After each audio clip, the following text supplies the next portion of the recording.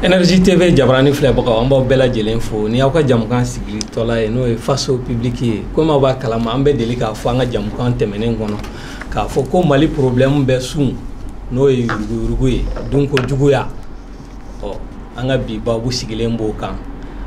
mun de kɛn bɛ ka na n'o ye a gɛlɛya ye mun ye ale ni wulikɛlaban minnu kɛn bɛ a ko la an b'a ye k'a fɔ sariya kɛn bɛ ka baara caman boloda wakati laban na hakili jiginna septembre kalo kɔnɔna na aw b'a ye k'a fɔ mɔgɔ dɔw nɔ minɛna olu lasagora sariya fɛ sɛgɛsɛgɛli bɛ sen na ka na se fo kiriw ma o la an b'a ye k'a fɔ yuruguyurugu kuma a kurakurayala tugun jamana in kɔnɔ ka d'a kan bi na i mana tɛmɛ yɔrɔ yɔrɔ bɛɛ da b'o de la an b'a ye k'a fɔ Clément Dembélé wakati laban in na ale kɔni ye n b'a ko la kosɛbɛ ou la plateforme n'o est PCC, plateforme de la lutte contre la corruption et le chômage an kɛn bɛ ka wele bila ma ka na ka ɲɛfɔli kan ya u bɛ ka kɛlɛ kɛ ni hakilina mun ye an ka se k'o dɔn ale ni don nataw la an bɛ se k'an sigi ni jaabi minnu ye nin ko in na an kɛn bɛ ka wele bila sariya dɔnbaga ŋana dɔ fana ma n'o ye juge ye ale ye Dawuda Isaka Tera ye an b'a ye k'a fɔ a b'u ka tɔn fana na n'o ye juge ka tɔnba ye n'o ye Samu ye a y'o tɔnden fana ye ka fara Abdoulaye Coulibaly kan ale ye caisseur ye Haut Conseil des collectivités territoriales la an b'a ye k'a fɔ musaka marabaga dɔ don ka fara o kan RPM fana tɔnden don o cadre don an kɛn bɛ ka wele bila an ka sariya dɔnbaga ŋana dɔ fana ma o ye muso ye an ye garisɛgɛ sɔrɔ bi ka muso sɔrɔ an cɛ la n'o ye Kumba Cheikh Sala Dolo ye ale ye école karamɔgɔ ye sariya sira fɛ Faransi a b'an fɛ yan bi Mali kɔnɔ a fana nana ka na hakilina fara an ta kan a ka faamuyali ye mun ye nin ko in na jamana tɔw la a bɔra yɔrɔ min a ka ɲinini sira fɛ a ye mun faamu yuruguyurugu kɛlɛli la a ka se k'o fɔ an ye an n'an ka spécialiste ba yɛrɛ n'o ye expert ye o ye Abdramane Mayiga ye ale ye ka baara bɛn bɛ yuruguyurugu kɛlɛli sɛgɛsɛgɛli na a ɲinini na a ka kalan bolilo sira fɛ o la sa an tɛna nin ko bila dagirinda la an ka babu kelen de ye nin ye bi yuruguyurugu bɛ ka kɛlɛ ni sira mun ye o la sa an bɛna daminɛ ni PCC mɔgɔ ye Clément Dembélé bi yan ka d'a kan wagati laban in na an bɛ k'olu ye a kuma na kosɛbɛ mais hali bi an bɛ fɛ k'a dɔn aw ka wulikajɔ hakilina jumɛn de b'aw la bi yuruguyurugu kɛlɛli la Clément. Bon, Timbo, merci beaucoup. Hakilina min b'an na yuruguyurugu kɛlɛ la o ye k'a fɔ Maliyɛnw bɛ ka faamuyali kɛ don o don ka faamuyali kɛ min b'a jira k'a fɔ wagati dɔ sera Mali kɔnɔ yuruguyurugu ani dunko juguya ani o kɔfɛ m'a kɛ fɛn tɛ bɔ a la o kɛlɛ kuma sera ka bɔ Mali kɔnɔ sabula n'i y'a jateminɛ i b'a ye k'a fɔ yuruguyurugu min y'a ji di Mali kɔnɔ yan o ye ne b'a suɲɛ o dɔrɔn tɛ mais n'i y'a suɲɛ foyi tɛ bɔ a la u b'a fɔ ma tubabukan na ko l'impunité o de fana y'a tɔ yiriwa ka taa fɛ donc Maliyɛnw y'a ye k'a fɔ n'an ma wuli ka nin kɛlɛ kɛ k'a bɔ an cɛ la an bɛ min ɲini ala anw bɛ busaya n'an denw ye maa dun bɛ ala deli i ka den sɔrɔ min ka fisa ni donc o la hakilina min bɛ yuruguyurugu ko la bi ni bɛnkɛ b'o kan ni sɔsɔli tɛ se ka k'o la o ye n'i ye rapport fɛn fɛn ta n'o o ye gafe minnu bɛ bɔ ko sɛgɛsɛgɛlaw fɛ a mana kɛ diɲɛ waribonba maaw ye n'o ye Banque mondiale ye FMI b'o la farajɛw ka tɔnba min bɛ yen ko Union européenne o b'o la ni kanajɔnw ka rapport ta sur le Mali kan ni tila ka OCLEI ka rapport ta ka vérificateur général ka rapport ta ka Kasika ka rapport ta ka Afrobaromètre ka rapport ta Frédéric Ebert ka rapport ta i bɛ diɲɛ sɛbɛn o sɛbɛn ta ni Mali tɔgɔ b'a kɔnɔ ko mun y'a to dun ka fa o tɛ sabati Mali kɔnɔ mun b'a to kɛnɛya ɲuman tɛ Maliyɛnw bolo mun b'a to sira ɲuman tɛ yen ji ɲuman tɛ yen an ka kurantigɛba min bɛ sen na mun b'a to n'i bɔra Bamakɔ kilomètre 20 kilomètre 15 i tɛ kuran ye ɲɛna bilen mun b'a to Maliyɛn den bɛ taa tunga fɛ ka taa sa tunga fɛ a bɛ taa fɛn min ɲini k'a m'o sɔrɔ Mali la mun b'a to Mali ye jamana ye ko nafoloba bɛ jamana kɔnɔ nka fantanya bɛ Maliyɛnw na kɔngɔ bɛ k'u fa don o don k'o sababu ye mun ye n'i ye fɛn o fɛn ta Timbo i bɛna sɔrɔ kuma kelen pe yuruguyurugu dunko jugu maa kelen ka mɔgɔ miliyɔn 2 mɔgɔ miliyɔn 5 mɔgɔ miliyɔn ta k'a dun a kelen foyi tɛ bɔ a la o dɔrɔn n'an sen dingɛ kɔnɔ donc n'an ma nin kɛlɛ kɛ an tɛ taa yɔrɔ si an bɛ fɛn fɛn fɔ Mali ko la a fɔlɔ ye jihadi kelen bɛ Mali kɔnɔ o de ye nin ye bi. mais aw ka laɲini ye jumɛn ye ni minnu nɔ yera yuruguyurugu ni dunko juguya la u ka minɛ ka datugu ou bien ka se ka kɛ sababu ye ka wale dɔw dabila. an ka laɲini tɛ dɔwɛrɛ ye ni an ka sɛgɛsɛgɛli kɛ ka n'a sɔrɔ ko maa min ne o bolo sera foroba nafolo ma ka dungo juguya kala n'an ye an ka baaraw kɛ ka sɛbɛnw fara ɲɔgɔn kan ka seerew fara ɲɔgɔn kan anw ka baara ye dɔrɔn k'a ta ka taa se sariya bontigiw ma sabu anw tɛ saritigi anw tɛ juge anw tɛ kiiri tigɛ anw tɛ maa minɛ k'e don kaso la anw bɛ taa u b'a fɔ ma ko plainte anw b'o labɛn o y'a sɔrɔ an ye sɛgɛsɛgɛli kɛ ka mɛn i n'a fɔ bi an ye plainte 4 don mais kabini a bɛ kalo 5 bɔ an b'a baara la o banna bi de ne yɛrɛ y'o di sɔgɔma o déposé sɔgɔmaden na donc an b'o ta sisan ka to ka se sariyatigiw ma ka fɔ ayiwa karisa bɛ nin baara yɔrɔ in na ni musaka hakɛ de dira a ma nin wagati in kɔnɔna la a kun kan ka don nin nafolo in na nin yɔrɔ in de la a kun nafa bɛ kɛ nin ye ni nafolo min dira a ma an y'a ye k'a fɔ a baara ma kɛ o sera filɛ an y'a ye k'a fɔ nin nafolo dira a ma o sera filɛ an ye k'a fɔ a dun nafolo min dira a ma a bilalen tɛ a y'a labɔ o fana sera filɛ an bɛ fɛ k'a ɲini aw fɛ aw minnu ye sariyatigiw ye a k'a sɛgɛsɛgɛ anw ka sɛgɛsɛgɛli kɔfɛ n'a nɔ b'a la n'a nɔ t'a la n'a kan ka minɛ cogo min na ni baara kan ka kɛ cogo an b'o kɛ n'a ye sɛbɛn don sariyatigiw bolo ni sariyatigiw u bɛ ka baara kɛ an b'a ɲini u fɛ halisa k'a lajɛ baara bɛ hakɛ min na o ye n b'a fɔ o ma ko a procédure suit kabini don min na n'an b'a mɛn an tulo la k'a fɔ ko sariyatigi y'i minɛ k'i minɛ ko fila don o y'an ka baara bannen sabu an tɛ sariyatigiw ka baara kɛ olu de b'u ka enquête kɛ olu de b'u ka investigation kɛ anw sen t'o la nka ni tuma dɔ la ni procureur ko ayiwa nin ko in filɛ cogo min na an ɲɛ bɛ ne bɛ nin ko in na cogo min na ne de bɛ jamana bɛɛ lajɛlen ka avocat ye n b'a ɲini aw fɛ aw ka plateforme aw ka kɛ jalakilibaga ye u b'a fɔ o ma ko partie civile i n'a fɔ Bakaricogola t'a la i n'a fɔ Kaye t'a la o ɲɔgɔnnaw bɛ se ka kɛ an bɛ sɔrɔ ka an ka avocat wele ka fɔ an ka avocat ye maintenant an ye jalakili sɛbɛn min don sariyatigiw y'a tigi minɛ sisan anw fana bɛ taa plainte don sisan k'a fɔ k'an kɛra partie civile ye walasa ka maliyɛn bɛɛ ninyɔrɔta k'o lakana walasa a bɛ se ka nafolo sara sariya ye min fɔ dɔrɔn o ka bato an t'an b'a fɔ n ko n'a sɔrɔ a tɛ don kaso la n'a bɛ wari de sara o sariyatigi de b'o dɔn n'a kan ka to kaso de la a b'a wari sara sariyatigi de b'o dɔn n'a sɔrɔ yɛrɛ ko pénal don k'a kan ka si kɛ kaso la sariyatigi b'o dɔn anw t'o kiiri tigɛ nka an kɔni bɛ taa dɔrɔn jamanadenw ka hakɛ min bɛ yen o ka sigi walasa tiɲɛ ka segin so. d'accord Abdramane Mayiga e ye expert ye a ko la ni yurugu ka ɲi ka kɛlɛ an bɛ sira mun kan bi i b'a fɔ PCC bɛ k'a kɛ cogo min ani justice ye wuli ka jɔ minnu kɛ an ka ɲi k'o siraw de tagama wa ou bien sira wɛrɛw de bɛ yen. bon o ye sira dɔ ye sinon pour que ka yurugu kɛlɛ c'est à dire que o sira min bɛ ka kɛ sisan n'o ye ka jugement kɛ ani ka sanction kɛ ani ka dénonciation kɛ o ye sira dɔ ye mais yurugu yɛrɛ kɛlɛli yɛrɛ fɔlɔ o ye ka yurugu yɛrɛ kana kɛ c'est à dire que n'a bɛ fɔ a ma prévention c'est à dire que o de c'est plus efficace et en même temps c'est pas coûteux c'est à dire que a musaka ma bon ka tɛmɛ tiɲɛni minnu kɛra parce que ni yurugu kɛra ka ban ça veut dire que wari sɔnna wari tɛ bilen wari sɔnna mɔgɔ dɔw de bɛ sara ka taa sɛgɛsɛgɛ mɔgɔ dɔw de bɛ sara tuguni ka taa a tigi ɲini k'a juger o tigi hali n'i y'a minɛ k'a bila kaso la sɔrɔ dɔ de bɛ don o da fɛ ani wari min sɔnna fana o a ma sabatiya k'a fɔ wari in fana bɛ se ka sɔrɔ parce que o b'a sɔrɔ n'a dunna ou bien n'a tiɲɛna donc o de la bɛ fɔ mais nin y'a kɛlɛbolo dɔ ye mais olu bɛ min na nin ye c'est une très bonne chose ko ɲuman don mais min kan ka banbali kan ka kɛ min yɛrɛ kan o ye ka yurugu yɛrɛ a bali ani ka a diminuer maintenant yanni an ka se o kɛlɛbolo ninnu kan ne tun b'a fɛ ka fɛn dɔ fɔ mun yɛrɛ de bɛ mɔgɔw bila yurugu la kalanba dɔw ye sɛgɛsɛgɛli k'a kan k'a jira k'a fɔ ko saba de bɛ mɔgɔw bila yurugu la nin o ko fɔlɔ a bɛ fɔ o ma n'o ye pression ye n'o ye bamanankan na a ka gɛlɛn ma dɔɔni mais mɔgɔw ka ɲininkali besoin i ka laɲiniw voilà laɲiniw ni laɲini cayara ka se yɔrɔ dɔ la an ka kɛ juru b'i la o an ka kɛ fura sɔngɔ o an ka kɛ so ko problème b'i da la o o ye pression fɔlɔ ye filanan ye min ye ni i yɛrɛ b'a fɔ ko excuse n'a bɛ fɔ o ma i n'a fɔ sisan ne k'a fɔ n ko ne ka sara ka dɔgɔ comme ne sara ka dɔgɔ donc ne yɛrɛ bɛ sɔn ka n yɛrɛ di yurugu ma ou bien karisa ye dimi dɔ donna n b'a fɛ ka dimi bɔ ou bien n b'a fɛ ka fɛn dɔ sɔrɔ ka yanga dɔ sɔrɔ n yɛrɛ kan c'est à dire que tant que o explication ni o justificatif b'i bolo o b'i motiver k'a ko kɛ i n'a fɔ bi bi na ni y'an ka fonctionnaire caman ta u b'a yira k'a f'i ye i b'u bila ka miliyari gérer mais i bɛ taa sɔrɔ u sara tɛ 200 000 bɔ u sara tɛ 240 000 bɔ o b'a la o n'a ɲɔgɔnna caman donc o bɛ se ka kɛ excuse ye ou bien n'o y'a sɔrɔ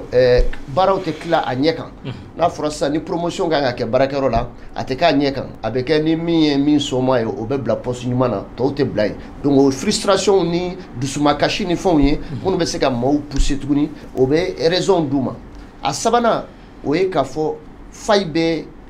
baarakɛyɔrɔ yɛrɛ la parce que n'i y'a mɛn k'a fɔ i bɛ se k'a ta ça veut dire que sira dɔ de bɛ yen sira dɔ de jɛngɛnen don o de ma tilen donc o fɛnw saba n'olu saba réunira forcément o de bɛ maaw bila yurugurugu la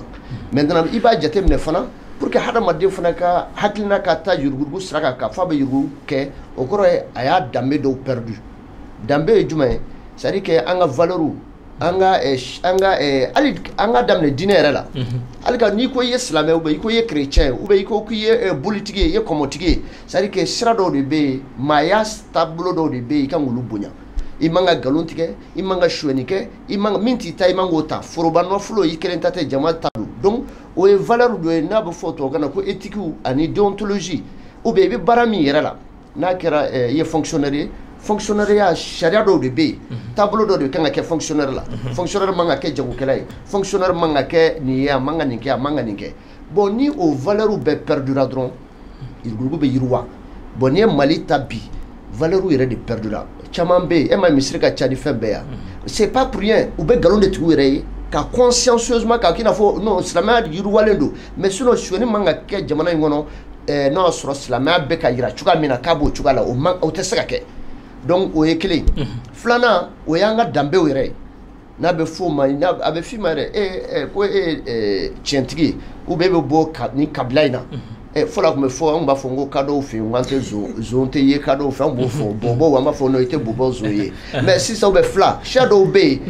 i bɛ fɛn bɛɛ ye fo k'a fɔ ko non k'a filɛ ka minɛ suɲɛni na bon bibi in na olu bɛ tɔgɔ bi yala olu bɛɛ bɛ don suɲɛni na donc pour te dire que an y'an valeur perdu an y'an ka repère perdu donc taabolo kɔrɔ an y'o bila donc an ko an yɛrɛ et donc o de b'a to sisan danbe yɛrɛ tununa donc ça fait que an tɛ siran foyi ɲɛ donc yurugurugu kɛlɛli tɛ justice sira dɔrɔn voilà justice sira ka o y'a la fitini de ye o y'a la fitini de ye mais yurugurugu fɔlɔ yɛrɛ ye société de don o y'an ka valeur ninnu ye parce que n'i y'a mɛn k'a fɔ n bɛ sɔn nin ko ma ko dɔ bɛ par exemple n b'a fɔ misali la fɔlɔ n'a fɔra hali ko gulɔso filɛ nin ni e yera hali a da la e bɛ maloya a b'a fɔ n kana ye n kana ye dɛ n'i y'a yera a bɛ taa fɔ ko non ko n yera a da donc maintenant o bɛɛ ye valeur dɔw de ye o bɛɛ ye maloya ko dɔ ye parce que yena maaw bɛ i ye cogoya min o b'i minɛ cogoya min donc bi yurugurugu fana b'o o tableau la il faut que an ka segin an valeur ninnu de ma il faut que an ka jateminɛ an ka dɔn k'a fɔ voix min bɛ ka kɛ nin c'est très bien parce que bibi na a bɛ dɔw la hakili la sɔmi u b'a fɔ ko n'an ma farati ko dɔw bɛ na u bɛ sɔn ka ko fɔ parce que kofɔli in ye o fana ye outil belebele de baara ka se ka kɛ Kulubali an bɛ fɛ k'a dɔn foroba nafolo an b'a dɔn ko bi a gestion kɛ bɛ gɛlɛyaba ye jamana in kɔnɔ wagati laban in na n y'a yira k'a fɔ kuma daminɛ na n'i ye mɔgɔ ɲininikɛlaw la ko dɔnnaw na u b'a yira k'a fɔ Mali problème a bɛɛ sun ye yurugurugu ni dunko juguya ye e bɛ foroba nafolo mara e bɛ se ka mun fɔ wagati laban in na wulikajɔ minnu kɛra justice fɛ ale ni plateforme PCC mɔgɔw ka action minnu bɛ ka kɛ an b'a ye k'a fɔ non o bɛ ka bɔ kow la e hakilina na n'an tora nin sira la don nataw la jamanadenw bɛ mun ɲini a bɛ sɔrɔ wa. Merci beaucoup Timbo n bɛ fɔ ka an lamɛnjɛkulu bɛɛ lajɛlen fo n balima minnu bɛ plateau kan k'u bɛɛ lajɛlen fo nin ye baara min a kan ka continuer pour que an ka se ka jamana kɔnɔdenw bɔ kunbalan na i ye min fɔ effectivement ni nin taabolo in ni a sinsinna laɲiniw bɛ sabati mais n b'a fɛ ka min fɔ fɛn bɛ yen min ka girin ni nin taabolo in sinsinli ye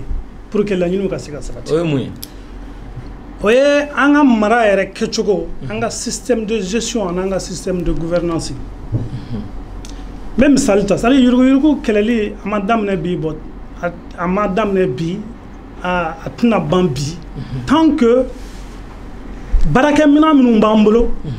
ni olu ma yɛlɛma ma don olu waleyali la pour que mɔgɔw k'a dɔn k'a fɔ ko faso nafolo dɔrɔmɛ kelen n'a dira i ma c'est à dire a dira i ma hakilina dɔ ni kuntilenna dɔ de kama a ka kan ka don o da de fɛ an ka bɔ faso nafolo yɛrɛ la ka na i yɛrɛ ka nafolo propre la i yɛrɛ bakun ni nafolo b'i bolo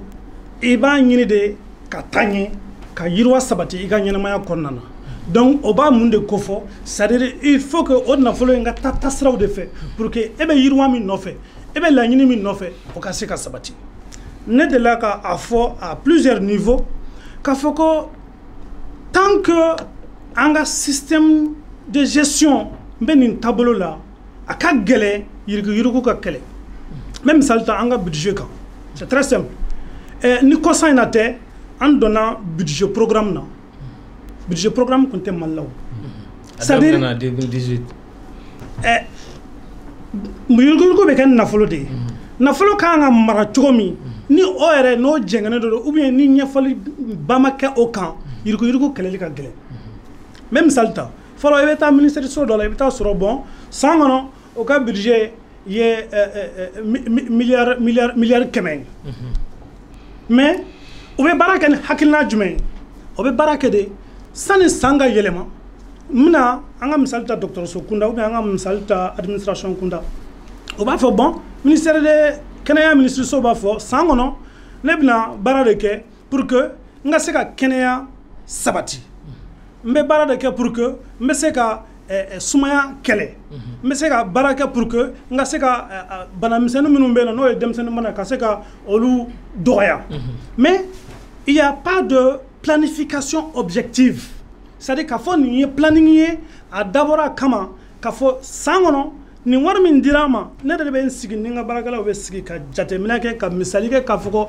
ne ye foroba baarakɛla de ye maintenant baara dɔ de ɲɛsinen bɛ ne ma ne bɛ baara dɔ de hukumu kɔnɔna na ne ka baara in tɛ se ka sabati abada k'a sɔrɔ ni musaka hakɛ tɛ n bolo donc on planifie c'est-à-dire le programme on identifie les besoins et on détermine le budget a bɛ fɔ de ma ko budget programme mais ni i taara sisan i bɛ an ka fɛn premier ministre bɛ taa assemblée kɔnɔ ka taa déclaration min kɛ ko déclaration de politique j'ai dit à l'assemblée j'ai dit au conseil j'ai dit au premier ministre plusieurs fois tant que c'est-à-dire jamana ɲɛmaaw bɛ tugu jɔ de k'a fɔ ko déclaration de politique ou bien déclaration de programme c'est-à-dire ce n'est pas ça l'objectif il faut que an k'a dɔn de ni ministre so in laɲini minnu b'u bolo o ye dɔgɔtɔrɔso 100 dɔgɔtɔrɔso 100 bɛ jɔ ni wari hakɛ joli ye o ka d'u ma ni san yɛlɛmana o ye wari min ɲini a bɛɛ dir'u ma walima a bɛɛ ma d'u ma o ye dɔgɔtɔrɔso hakɛ min fɔ u sera k'a jɔ ou bien u ma se k'a jɔ kun jumɛn de y'a to u ma se k'a jɔ c'est un besoin très simple c'est-à-dire c'est une planification très simple c'est-à-dire on n'a pas besoin d'être expert pour faire de telles activités. D'accord. Donc, budget programme ou doye. Budget programme ou doye, il faut que la gestion change de façon fondamentale. À Kanake, la gestion basée sur des politiques et des programmes. Sur des résultats. Sur des résultats, des actions concrètement à mener. Et bien, c'est vrai, peut-être ni ala que ni en continuant à nous faire prise de conscience bien. Mais en réalité, bravo à la nouvelle génération. Moi, je dirais que les pères de l'indépendance, ils ont échoué dans leur mission. Si ça ne devait pas faire ce job. Parce que, c'est les fils des pères de l'indépendance.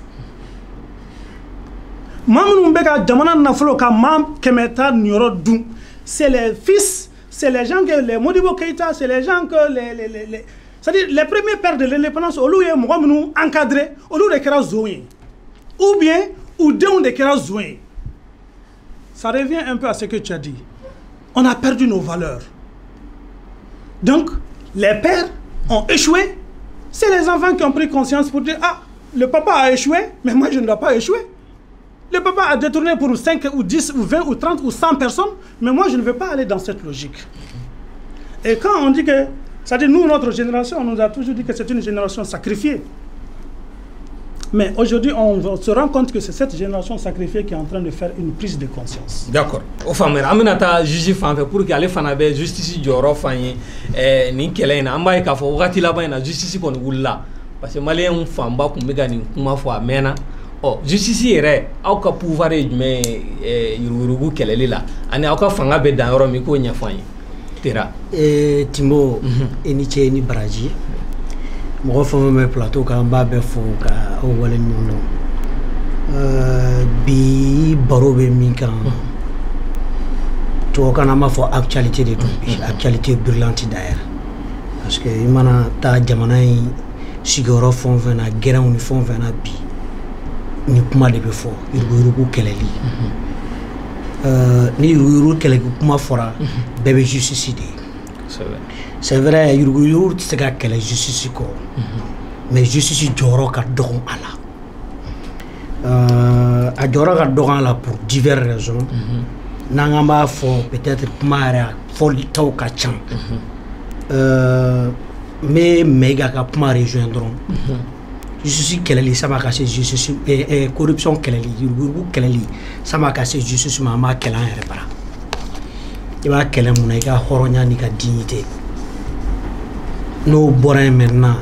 i ni minnu bɛ jɛ sigi la baarakɛyɔrɔ la olu de kan ka dɔn karisa man ɲi an b'an ka bila nin na. Bon o bɛɛ kɔfɛ maintenant justice bɛ se ka intervenir. Justice ka intervention yuruguyurugu la faut que mɔgɔw k'a faamu. Jɔyɔrɔ caman de b'a la. Fanga dɔ de fana banna an tɛ se ka tɛmɛ o kan. Parce que jɔyɔrɔ de b'a la bɛɛ ni jɔyɔrɔ de don. Bon hali justice kɔnɔ mɔgɔw bɛ procureur tɔgɔ mɛn bi parce que yuruguyurugu ko min bɛ senna procureur de tɔgɔ b'a la ka fɔ. Parce que procureur b'a la k'a jɔyɔrɔ dɔ fa. Mais procureur jɔyɔrɔ bɛ ban niveau dɔ de fana bɛ procureur la ko procureur bɛ dan ye. Procureur tɛ se ka tɛmɛ o kan. Mais o fana bɛ sɔrɔ sɛgɛsɛgɛli kɛcogo kɔnɔna na. Mais ne bɛ fɛ ka min fɔ dɔrɔn kuma daminɛ na parce que n b'a dɔn kuma caman min na anw jɔyɔrɔ ka dɔgɔ mais ni n ko n b'a fɔ n bɛ se k'a bɛɛ fɔ en quelques mots et puis a bɛ débat bɛ ban. Mɔgɔ kalannenw bɛ plateau kan. Donc maintenant anw jɔyɔrɔ ye mun ye pour que mɔgɔw k'a ye n'i ye faso ta dun bɛɛ jɛ fɛn dun n kan ka ɲangi. N'i ko hɔrɔn ma k'a bɛ taa kaso la a bɛ gan a la a bɛ digi a la. Donc maintenant kasoladenw bere min b'anw bolo o de bɛ se ka dɔ bɔ yuruguyurugu la sinon a tɛ i n'a fɔ k'an bɛ se ka mɔgɔ jɔ ka marifa ci la o. Faut que mɔgɔw k'o faamu. Fanga min bɛ anw na parce que ni i ye yuruguyurugu kɛ n'i minɛna i jɔyɔrɔ kan ka falen. Bon fɔlɔ mɔgɔ n'i k'a ma k'a bɛ taa kaso la a bɛ k'a kɔnɔ k'i y'a ka hɔrɔnya tiɲɛ don. A caman bɛ yen u b'u saya fɛ o ye parce que ka saya fɛ ma dɔ ye. Ka saya fɛ ko n ye fadontɔ dun. Bon bi fadento dun ni maloya tɛ mɔgɔ la tuguni o. A dun ni maloya tɛ an si la. Ne b'a fɔ globalement c'est vrai a bɛ digi dɔ la min fɛ ale t'a kɛ a bɛ digi o la. Mais a dun ni maloya t'an si la. Donc anw bɛ mun kɛ bi Clément bɔra k'a fɔ k'o ye plainte déposé. A déposera mɔgɔ dɔw de kan a déposera structure dɔw de kan baarakɛyɔrɔ dɔw de kan a déposera kɛwale dɔw de kan. O y'a déposé procureur de fɛ. Faut que mɔgɔw k'a faamu le procureur du pôle a une compétence nationale. Mali fan bɛɛ. Mali fan bɛɛ. Ale ka spécificité. A ka fanga bɛ bolo bɛɛ kan. A ka fanga yuruguyurugu kɔnɔna la a ka fanga bɛ boli a bɛɛ kan. Parce que a bɛ taa ka sɛgɛsɛgɛli kɛ. C'est vrai pôle bɛ Mopti. Mais Bamako procureur pôle bi. A bɛ se ka fɛn caman kɛ. Parce que ni ko Mali i bɛ Bamako de fɔ. I mana ko ta cogo cogo sinon pôle bɛ Kayo. I y'a faamu sisan Kayo pôle mɔgɔw ye minɛli kɛ o. Kosɛbɛ. Donc pôle saba de don. Mais faut que mɔgɔw k'a faamu n'i ye Bamako fɔ bi n'i ye Bamako bɔ Mali la Mali tɛ yen. Donc maintenant pôle procureur de bɛ se ka nin caman kɛ. Mais pôle procureur tɛ se ka wuli a yɛrɛ ma. Ka taa administration kɔnɔ ko bon a y'a fɔ n ye tiɲɛni min kɛra n ka sɛgɛsɛgɛ. Mɔgɔw de b'a fɔ a ye awa da la fɔli tɛ a ɲɛ. A bɛ na ni fɛn de ye min b'a sɛbɛntiya k'a fɔ k'a kɛra. O de ye prévu ye. N'aw nana n'o ye fana a tɛ n'a fɔ aw ye mun kɛ ko procureur bɛ se ka da o la a fana bɛ sɛgɛsɛgɛli dɔ de dayɛlɛ. A fɔ n ma ko enquête pour que ka se ka o yuruguyurugu kɛlɛ. N'a ye enquête dayɛlɛ et que enquête y'a jira k'a fɔ tiɲɛ de don. Malversation kɛra yuruguyurugu kɛra parce que yuruguyurugu in ye malversation de ye quoi. I y'a faamu sa tubabukan cɛɲi y'o ye quoi pour que k'a sutura an b'a fɔ malversation malversation kɛra a bɛ n'a fɔ ka ko bayɛlɛma parce que fɛn min man ka taa i jufa kɔnɔ n'a taara i jufa kɔnɔ ça veut dire que i ye bayɛlɛma de kɛ. Donc maintenant procureur bɛ o min kɛ o min dɔn sisan procureur fana bɛ sɛgɛsɛgɛli min kɛ a bɛ nominali kɛ k'a fɔ bon sariya ye ne yamaruya karisa kɛ e nɔ minɛ i y'a kɛ tan i y'a kɛ tan i y'a kɛ tan mais ni procureur y'o kɛ dɔrɔn dossier bi bɔ procureur bolo de a bɛ taa juge d'instruction de fɛ juge d'instruction ye mun ye o juge sɛgɛsɛgɛlikɛla ye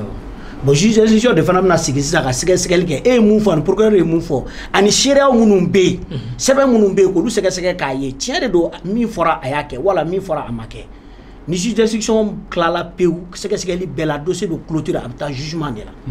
jugement de an b'a fɔ de ma ko instruction finale ni jugement ko ko a nɔ tɛ a la a nɔ tɛ a la ni jugement ko ko a nɔ bi a la a nɔ bi a la bon o ɲangɛliw fana kɔnɔna la a bɛ se k'a fɔ k'i k'a sara n'a sɔrɔ i nɔ yera la fɛn minnu b'i bolo a bɛ se ka saisi k'a feere pour que ka se ka faso nɔ min b'i bolo k'o bɔ a la bon pour le moment c'est vrai an ma deli ka jugement ba kɛ ka se au niveau ma Mali kɔnɔ n bɛ se k'a fɔ min bɛ se ka min qualifier d'historique pour le moment k'a fɔ ko karisa mɛna yurugu la a kɛra tan a kɛra tan a kɛra tan a kɔnɛna définitivement tout parce que jugement a sera ka jan dɛ. Bon minɛni mun de b'a teliya parce que an b'a ye k'a fɔ a caman kɛra sɛgɛsɛgɛli caman kɛra n'an ye exemple ta vérificateur général ka rapport tɛmɛnenw quoi o caman tɛmɛna an ma deli ka mɔgɔ minɛ ne ye mɔgɔ nɔ ma minɛ mun de la wagati laban in na nin ko ninnu wulila. Très bien c'est pourquoi an y'a dɔn ka fɔ nin question min na vérificateur général ka enquête ninnu faut que maliyɛnw k'a faamu bi précision de ta ye Clément bi yan komi olu ka kɛlɛ don an bɛɛ ka kɛlɛ don mais mɔgɔw ka kɛlɛw kɛcogo tɛ kelen. Vérificateur général ye sɛgɛsɛgɛli mun kɛ ka mɔgɔw épingler ka mɔgɔw nɔ minɛ n'i ye rapport ta san o san i b'a sɔrɔ rapport kɔnɔna la fɛn minnu épingler don ministres de b'a la ministres de b'a la sɔrɔdasi ɲɛmɔgɔw de b'a la députés de b'a la maintenant c'est vrai Mali sariya ba n'an b'a fɔ o ma constitution Mali constitution 92 constitution o jugew minɛ k'u bolo fila siri k'a da sira jumɛn kan voilà article 95 constitution c'est très clair la haute cour de justice an k'a kɛ dɔrɔn haute cour de justice an k'a qualifier justice ka bulon belebeleba an k'a kɛ ten bamanankan na constitution ye mun fɔ a ko Mali juge et ministre président n'u ye kɛwale kɛ u ka baara kɔnɔna la n'u kan ka minɛ min na crime et délit wariko ni fɛn ninnu a ko jugew tɛ se ka olu juger haute cour de justice de b'u juger haute cour de justice parce que fo maliyɛnw k'a faamu c'est un instrument purement politique députéw yɛrɛ de b'a kɔnɔ députéw de b'ale kɔnɔ ni procureur ye sɛgɛsɛgɛli kɛ enquêtew caman kɛra ka tɛmɛ i b'a ye procureur bɛ saisi procureur bɛ dossier classé wala hali ni procureur bɛ sɛgɛsɛgɛli kɛ k'a sigira k'a fɔ tiɲɛ de don procureur parquet c'est vrai procureur d'instance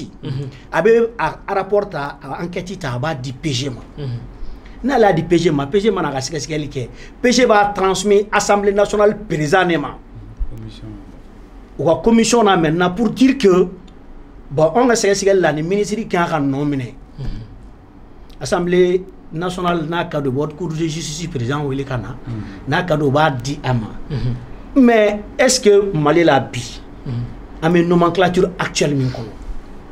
est-ce que députéw bɛ se k'a fɔ ko ka ministre minɛ o y'a ye ni ministre bɛ a ka ministeriya wagati la ou bien n'a bɔra la mais n'a y'a kɛ k'a to a kɔnɔ ka ban c'est fini a n'a bɔra kun hali n'a bɔra a tɛ ministeriya la hali n'a bɔra kɛwale kɛra k'a sɔrɔ ale bɛ ministeriya de la o de b'a couvert kɛwale in kɛra k'a sɔrɔ ministeriya la o de fɔra dans l'exercice de ses fonctions kɛwale min kɛra o y'a sɔrɔ a bɛ ministeriya de la donc a ye yuruguyurugu kɛ k'a sɔrɔ ministeriya de la donc an bolo n'an sen fila sigilen don an tɛ se ka kuma parce que hali n'an k'an bɛ kuma dan de bɛ anw na an tɛ se ka tɛmɛ o kan donc o de bɛ ko sumaya rapport tɛmɛnenw o de bɛ ka rapport caman bloqué o mɔgɔw bɛ kule ko justice parce que maliyɛn fana tɛ sɛgɛsɛgɛli de kɛ o de y'an ka problème ye min ka d'an da ye an b'o fɔ et puis on évolue Clément je vais pas dire que je l'en veux beaucoup n y'a ka fɛn caman lamɛn mais Clément ninnu ka kɛlɛkɛyɔrɔ kan ka kɛ o de ye o ka fanga di justice ma normalement o de kan ka segin o je crois bien que relecture de constitution min bɛ sen na dans ça normalement haute cour de justice kan ka bɔ a la en fonction de certaines nécessités Mali y'a ka fɛn caman ta France de kan en France la haute cour de justice n'existe que pour haute trahison il faut que Mali fana ta t'o de ya Mali ta t'o ye est ce que yuruguyurugu bɛ se ka kalan i ye yuruguyurugu b'a la n m'a kalan i ye j'ai l'article en face mais l'article en face la haute cour de justice est compétente pour juger pardon, pour juger le président de la République et les ministres mis en accusation devant elle par l'Assemblée nationale pour haute trahison ou en raison des faits qualifiés de crimes ou délits commis dans l'exercice de leurs fonctions, ainsi que leurs complices en cas de complot contre la sûreté de l'État. Mais moi, je pense, est-ce que quand tu es ministre en exercice, ouais, mais est-ce que c'est ministre non, ministre en exercice, ça veut dire quoi? Député en exercice, ni député de l'Assemblée qu'on a la note, c'est quand même tant que aka immunité maouli. Mais ni bora député à la domini, famille qui a don sur ma bien, on n'a pas besoin de passer par l'Assemblée. Oh, mais il y a kokoro fanatique c'est kaouli. Il y a kokoro et kokoro minke wa sur le ministre du. Moi je précise. Ni ya keka sur le ministre a fini kono. Il se quand nommer justice fait tout. Au-delà dans l'exercice de ses fonctions. Clément est là, il doit comprendre dans l'exercice qui to a bara kono la ka ministre a briefing to ikam. Mali justice tu sais qui nomme na haute cour de justice drone bi qui kill. D'accord, ana tlaka Abdraman ni gana nyefoli do ni kan yola kadaka dossier do be. Je pense armement ko la ibina na nyefoli kanga sinon mo jigla be misiani ko parce que non ya no che ambeta kumba fa fait pour aller ka aka expérience fa francita ale ni jamana to la e mu ya ale ni bi kele bi ka ke chugo mi rugo kele la kumba e bi ka mu fa est-ce que Mali tay ambesira nyumanka malgré que structure munu ban fait en bibina climat est chaman fo structure ba de ben bi rugo kele la mais jusque là no tika bo ko la e bi ka mu fa e ka expérience la si mu yega foko na ambesira nyumanga parce que Jenatique fait là pour que no chamanga ya la walma pour que mo chamanga tout à cause ko il faut que mo kele ne ka wuli.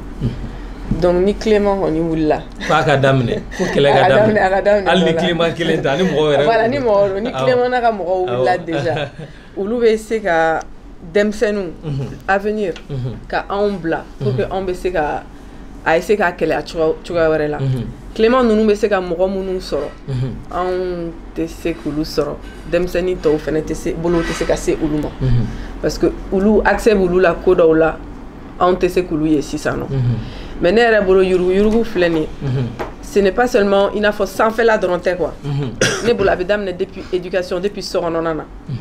Depuis moroba, depuis morofa, depuis koroke. Parce que ne fait no diatemine anga maliba ngona. On va faire maliba. Comment tu dis bon, c'est vrai que Djengelera, mais Djengelera manga to mo revenir à Dampego. Djengelera manga to mo reve faso warta, c'est-à-dire qu'il a faut client moi faut tout à l'heure. Il be dora dumninta. Dumni fenta kongo ba lela et dum flene ba dum do fe ba bon mais ote bo e be fitini me do imbole bo takano sikituni e kerefe. O manga kan otan dambe. Obe soro mun effet ningo kanga tanga famille la ngata source yere la o de la mega fo Clément nous oni tous mes collègues enfin tous les invités ici eux ils sont à un autre niveau le niveau were là mais il faut que nous les jeunes aussi anga sekata branchi do bobo ka exemple ou ta anga sekata branchi were bo pour que kata anyini ga kele yoro were là comme je dis famille ni fait on a docteur Soula parce que ulu ante ko ala ndate ka mo ulu kuma la sano folo donc ni famille exemple ta de flabe evolo kelembe no obena ni watan parce que o de sebaye abo baradike keleme na obena ni million kelenye ave foko jonne danga de sono momena ni watan donc momena ni watan dusuba hono apita ka baraka la so mala fait parce que ba ko ma obi afa ma obi atenem so ko ma obi akorke ko ma bon na fashi de te la so ngono ya no. Donc avec ta opportunité de soro avec jamana war yurugu pour que abse kana o wa biduru o wa kemeke ka compléter ka di ba makase ka do soro o te ba bere mais la réalité c'est que o de be no bi donc o joro bala c'est ku ka famia bema dabo million marakama bema dabo milliard marakama bema dabo mobli bakama an bi musumanu yere fenyuma karambe nere folo fenyuma kad nere ko jugu mais mogode ate barala ay école bla abe doni wa million 40 millions mobilier sono fata nyini nga bata nyini nga bora yoromna abora yororo re kon naw mais yorangon ba don anga an musomaninw an ka feereli misɛnmanin ninnu kɔni tɛ se k'an permettre k'an bɛ se ka fɛn sugu dɔw mara donc an bɛ taa baga dɔ fa de ma mais an bɛ taa baga dɔ de ma baarakɛyɔrɔ dɔ la faso wari o de bɛ ta k'a d'e ma e ka t'i tulonkɛ a la. donc o ye société yɛrɛ jɔyɔrɔ ye nin ko in na mais mun ye sisan sariya sira kan an b'a dɔn k'a fɔ faransi an y'a ye k'a fɔ faransi olu tɛ tulonkɛ jamana nafolo la bɛɛ jɛ nafolo u tɛ tulonkɛ o la an b'a ye k'a fɔ yen nɔ ni mɔgɔ nɔ minɛna n'a ka gɛlɛn k'a tigi ka bɔ justice bolo ten ani Mali bɛ ka taa ni sira mun ye ale ni kɛlɛkɛminɛn minnu b'an bolo e bɛ se ka mun f'an ye o la sariya sira fɛ Tera bɔra ka yɔrɔ dɔ f'an ye komi i yɛrɛ ye sariya kalan e bɛ se ka mun f'an ye o yɔrɔ la est-ce que olu ye fiɲɛ ye bi an ka sariyaw la. Oui, parce que i n'a fɔ sisan nɔ Mali la yan nɔ ni dɔ ye dɔ ka 400 ou bien 500 ɲagami ne ɲɛ b'a la u b'a minɛ u b'a bila kaso la parce que i ye dɔ ka wari ɲagami mais Faransi mɔgɔ tɛ datugu parce que i ye dɔ ka juru ta i m'a sara parce que mentalité la yen sariya mentalité la c'est que n'i y'a minɛ k'a datugu a b'a sara cogo di fo n k'a labɔ de a ka baara kɛ a k'a tigi ka wari sara hali n'a bɛ kɛ n b'a sara dɔrɔmɛ 5 fo ka taa ban mais fɛn kelen kɔni bɛ yen n'u tɛ tulonkɛ la o tɛ Faransi dɔrɔn ye o ye jamana caman de bɛ ten tɔ Faransi ta yɛrɛ n'i ye jamana kɔni hali a dɔrɔmɛ 1 yurugu n'i minɛna la i bɛ datugu pour un certain moment dugu dɔw yɛrɛ bɛ yen nɔ hali n'a kɛra dɔrɔmɛ 1 n'i y'a yurugu kɛ fagali de don. Ministre fana ni nɔ minɛna dɔw yɛrɛ bɛ démissionner an b'o ye kosɛbɛ. U bɛ démissionner mais comme k'u yɛrɛ di justice ma. U bɛ démissionner parce que u minɛna de o sinon en général u tɛ t'u yɛrɛ di. non n'u nɔ minɛna hali ni mun nɔ minɛna u bɛ démissionner k'a to ministeriya la k'i yɛrɛ di justice ma est-ce que olu fana bɛɛ tɛ misaliya dɔw de ye. Non mais moi je trouve que o ka nɔgɔn kojugu ka démissionner parce que minɛna donc bon n maloyara i jɔ n ka démissionner non il faut sévir quoi. Voilà, il faut sévir parce que sinon c'est trop facile. Ok. Mais milliards dun. Après ni baron minekman sera me démissionner puis mettre dans un milliard c'est trop facile. Maintenant na actualité ka mouye action munu be sena wakati na justice ko la. Je pense que Tera ya akuma damine doni amba e ka fo Bakari Togolata climat do fo la hélicoptère ko nunu yuruguru mbe armement ko la ani marama fɛnw sanni ko o kuma daminɛ na climat nu yɛrɛ ni ma fila aw ko k'aw ye plainte don olu bɛɛ la mais Tera bɔra ka mun fɔ nin ye sisan est-ce que nin tɛ na ba gɛlɛya dɔ ka baara kɔnɔ dɔɔni. Non nin tɛ gɛlɛya dɔ a kɔnɔ a ye da maga kuma la c'est la réalité. Je sais que beaucoup m'en veulent beaucoup dans ce sens mais je continue à maintenir et ne de ko Mali juge kɛmɛ kɛmɛ 90 olu le no an ka yurugu ye u yɛrɛ zo ye. Mais n'a dabla dom na bofo. Et je dis aussi que on va cesser de dire que la justice malienne est corrompue le jour où la justice malienne cessera d'être corrompue. Et je rends hommage à la justice malienne. Bien bofo ko barkada parce que min nous fait o ka daminer. On m'a donné ni Mali justice fait. On connaît tieni mi kera dron o ka ta baraka ni oyi. Ou blo flash le no ambado. O ya on de ka barai. Parce que souvent, à Damasero de là, on est fini avec vous par les là. On est politiquement moumbi. Ani jamana nyama moumbi. A ministre zone a fama zone. Ou ta pression est bla juju dala. Ni mineli que la droite 600 ne nato doy ne ou le téléphone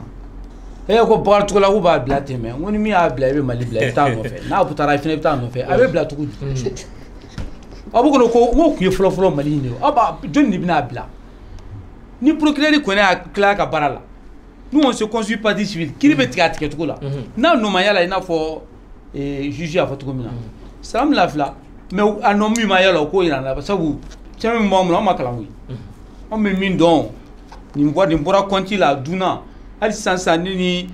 ko fata. Sénégalaw. Ou ko kontu nous fombe. War ma suma on bo don anti tayro jangui. To ya du ba boy ba bla. Itira bla law. Le tribunal ko imana ngo duguti blong me mo ko me gan wa dugu ngono ke shon lige et tribunal nana bi makala ne bo ne makala ne bodi u ba don fene tieni galo mi mais politique mo de be pression bla juju kan ko fait mo ya on de jore on fosu don de jore mali on de jore kan ko il faut protéger la justice malienne aujourd'hui c'est que c'est vrai que ra yoro do fo ko rapport nous ngono ministre ou ni député ou non toko fora mais en réalité avec tout c'est que j'essaie d'être intellectuellement le plus honnête possible dans ma vie. Ni min Mali juge quoi ni kalo flin qu'on a là à la débat et je sais ne kun bɛ min f'u ma kili filɛ na n'i y'a ye n ye mangu parce que u bɛ ka ko dɔ de kɛ jamana kɔnɔ bi bi in na a bɛ bɛn yan'an ka taa fɔ an b'u critiquer an b'u dɔgɔya il faut qu'an k'u protéger sabu an k'u ka sira ɲuman ta donc ni hali ni min ye sira n'u ye sira ɲuman ta dɔrɔn an ka fara ɲɔgɔn kan ka t'u dɛmɛ k'u lakana k'u sinsin ni nin tɛmɛna yɛrɛ hali revendication dɔw bɛ yen min y'u ka baarakɛminɛnw ye min b'a to u ka baara bɛ se ka sabati an b'a dɔn o sara wɛrɛ ka ca dɛ nka an ko baarakɛminɛw nin min b'a to baara bɛ nɔgɔya u ma il faut qu'an fɛnɛ ka wuli ka t'o pression bila u ka du u ma walasa u bɛ se ka baara tɔ in kɛ ka ɲɛ n kun bɛ fɛ ka min f'i ye Timbo o ye dakurunya damadɔni foyi tɛ sonyɛli juguya Mali kɔnɔ an k'a ta dɔrɔn dakurunya kelen natabaya n'o ye miɲɛtɔya ba ye nata c'est à dire que n bɛ fo n ka kɛ fɛn dɔ ye ten min wa maaw bɛ to k'a fɔ jamana in kɔnɔ ko ni sarawari man ca ko de bɛ mɔgɔ bila sonyɛ la nkalon don dɛ maaw ma y'an ka miliyari sonyɛ Mali kɔnɔ a si sarawari tɛ miliyɔn duguma mais n'i ko k'i b'i golo sama ka se yɔrɔ la a ma se yɔrɔ min na a bɛ fara ne y'i ta kɛ VOT5 ka di jeliw ma e y'i ta kɛ k'i bɛ taa weekend kɛ ni musomaninw ye Paris ka segin ka na e b'i denw bila ka taa Amérique dɔ bɛ taa France dɔ bɛ taa Canada e dun sarawari ye 2 millions ye o bɛɛ mana bɔ a la foroko bɛ to a dugu sira la i bɛ tila ka taa jama ta a dun dɔrɔn de don nata ani n b'a kɛ fɛn tɛ bɔ a la donc comme o bankuma sera minnu bɛ k'an dɛmɛ o la n ta ye min fɔ juges ta y'a bantɔ de ye c'est à dire que fo an ka ko dɔ de faamu Mali kɔnɔ n'a bɛ taa se juges ma dɔrɔn o kɔrɔ k'a tiɲɛna de. a ye mun f'u ka fanga ko la aw hakilina ye mun ye PCC kɔnɔna na il a raison ne yɛrɛ bɔra aw dun kɛmɛ ka wuli ka jɔ kɛ hélicoptère ko kuma ninnu bɛ Maliyɛn bɛɛ da an ka mɔgɔw bɛ ka faga don o don hali dɔgɔkun in kɔnɔ ne yɛrɛ bɔra Mondero ni Burkesi kɛra mais min f'i ye Timbo sariya jɔn de b'a sigi maaw de b'a sigi maaw de bɛ sariya sigi n bɛ min fɔ bi n b'a sara Mali ministre bɛɛ la Mali faama bɛɛ la a député bɛɛ ni enquête bɔra k'i tɔgɔ yala a ma fɔ immunité a ni faamaw ma t'i minɛ immunité anw jamanadenw ka immunité bɛ yen an b'i siri k'i bila katakatani kɔnɔ ka t'i d'u ma n'u ma se k'i don an yɛrɛ b'i la don a kɔnɔ k'a da sɔgɔ a t'a tile fili ba la c'est à dire que ni min yɛrɛ nɛgɛ bi ko immunité ko i t'i dogo sariya kɔfɛ i kana an ta dɔrɔn ne ye jamanadenw ta i b'a fɔnɔ diyagoya la an yɛrɛ bɛ juges dɛmɛ ni juges tɛ se ka taa min minɛ an yɛrɛ bɛ t'i minɛ n'u tɛ se k'i don an yɛrɛ b'i don ka taa tile bila ba la c'est à dire que un moment an bɛ maa kalannen don koyi nka an bɛ kalanko in de bila kɛrɛfɛ fɔlɔ an k'a lajɛ dɔrɔn jamanadenw bɛ lafiya cogo di Timbo an denw tɛ taa faga bilen Sahara an denw tɛ taa feere Libi an denw tɛ t'u yɛrɛ faga ji la bilen Maliyɛn den tɛ taa lemuruba sɔn Marɔku k'o bɛna feere Sugunikura la ni juges wulila k'u b'u ka baara kɛ politiciens députés ou bien hommes politiques dirigeants ministres ni présidents téléphone bɛ ko ça vient de là-haut an bɛ o min dɔn sanfɛla min dɔn o ye Ala ye n tɛ foyi tɛ sanfɛ le coup de fil vient de là-haut n'i y'a kɛ hali n'an y'a dɔn k'e fana sen b'a la i bɛ bɔ an ka fanga la jamanadenw le peuple est souverain jamanadenw de y'i sigi ni min jamanadenw ta kɛ i bɛ bɔ a la mais aw ɲɛ b'aw ka plainte laban cogo la cogo di mun ye piment ko ninnu hélicoptère ko ninnu procureur b'a baara la est-ce que bɔ sira tɛ justice bolo mun tɛ haute cour de justice ye Ira ne fɛ bɔ sira dɔ ka ɲi ka kɛ yen o caman bɛ yen u bɛ se ka demande kɛ mais n'a kun ye ka immunité bɔ yen sariya dɔ fana ko immunité bɛ se ka bɔ yen procureur k'a fɔ an ye dɔrɔn karisa tɔgɔ b'a la mais immunité b'a da la an bɛ 24 heures d'a ma an b'o immunité wuli ka bɔ yen min kan ka wuli ka bɔ yen a b'a signer n'a ma signer a bɛ bɔ an ka fanga la an bɛ mɔgɔ wɛrɛ sigi o b'a signer immunité cɛ mana ye a la ni immunité b'i da la 24 heures an b'a bɔ yen ni députés ko session an tɛ session kɔnɔ u bɛ taa su fɛ ka t'u ka session kɛ k'u ka voter k'a bɔ a la ni député min ko k'i tɛ taa la e bɛ bɔ député la o kɔrɔ k'e tɛ faso fɛ donc immunité bɛ bɔ an bɛ juges dɛmɛ comme olu bɛ dan yen de an b'a immunité an b'a birifini bɔ i da la ka t'i di juge ma o b'i juger c'est pas compliqué hein man tɛ maa si musala Mali sonyɛliko la bilen d'accord Kulubali affaire minnu bɛ sen na n'o ye Bakari Togola ka risque ko ye ka na se fo avion ko ninnu ma e hakilina ye mun ye a ko la ni wulikajɔ minnu bɛ ka kɛ Clément je pense que faut pas être très passionné. Je ne suis pas passionné de ça. Si, parce que la passion est en train de... Non, on s'est toujours caché derrière des textes. C'est pas la passion. Non, Dimi Mindo. Avec un dégoût dans les lassams, avec un comment il comment tu fait il est qui non, avec un dégoût dans les lassams. Parce que Nioko, il est 24 heures dit député au moins, au Kata souffre, au Kata immunité ou les cabos souffre. C'est une façon de travailler, c'est une façon de parler, mais au CT jugé, au CT président de la République, parce que le député Minoufana, jamanadenw de y'u sigi u ma sigi u yɛrɛ ma mais ni jamana